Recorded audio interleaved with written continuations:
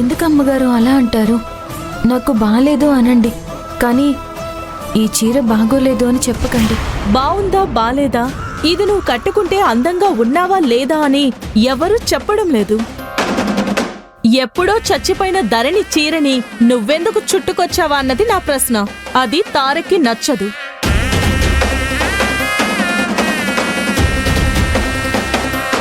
అదేదో పాత సామెతలా ఎర్ర చీర కట్టుకున్నది నా పెళ్ళామే అన్నట్టు ఈ చీర నువ్వు కట్టుకోగానే అదేనేమో అనుకుని కేకలు పెట్టుకుంటూ వచ్చాడు తారక్.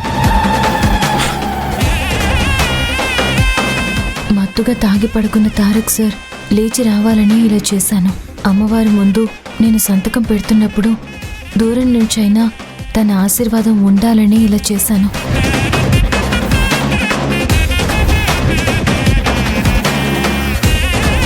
మేము చెయ్యొద్దన్న పనులు చేయడం తారక్కి అలవాటు అనుకున్నాను. నువ్వు కూడా అలానే చేస్తున్నావన్నమాట. నేను ఈ చీర కట్టుకోకూడదని నాకెవరూ చెప్పలేదు అమ్మగారు. అయితే మాత్రం నువ్వెలా కడతావు?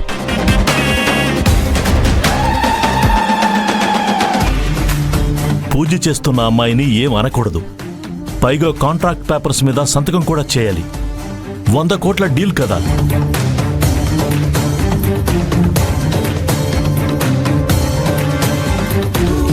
నువ్వు సంతకం పెట్టమ్మా.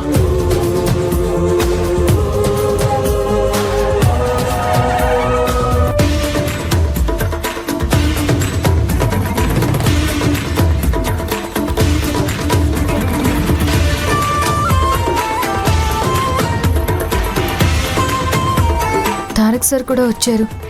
ఇప్పుడే సంతకం పెట్టేస్తాను. తారక్ సార్ ఒక్కసారి వచ్చి ఈ పేపర్స్ చూడండి. వద్దు నిలవేణి.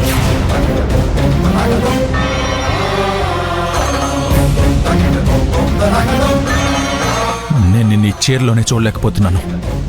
అలాంటప్పుడు ఈ పేపర్లు ఏం చూస్తాను?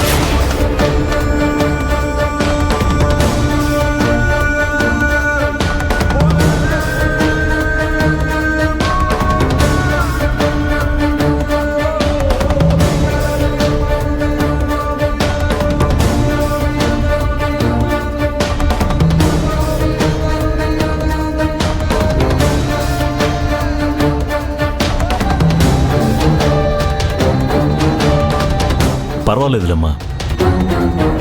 నువ్వు చీర కట్టుకోవడం నచ్చలేదని చెప్పాడు, కానీ నువ్వు సంతకాలు పెట్టడం నచ్చలేదని చెప్పలేదు కదా.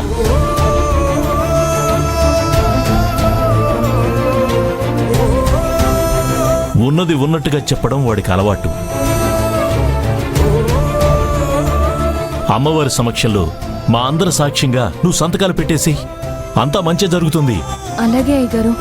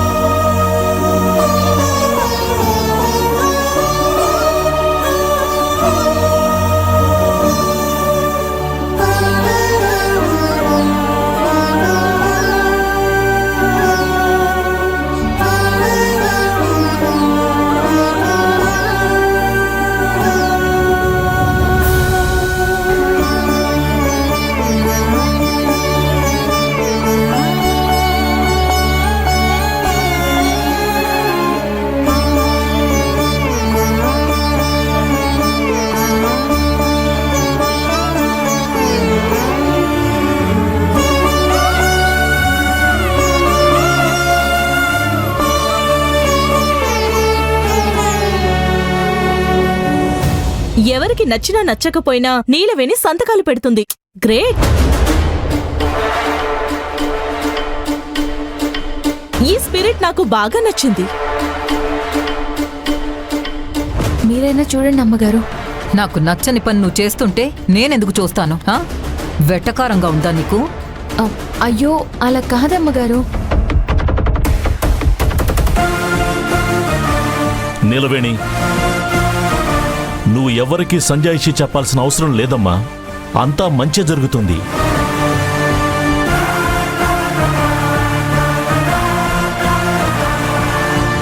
పంతులు గారు, మిగిలిన కార్యక్రమం చూడండి. అమ్మా, ఆ రూపిటివ్వమ్మా.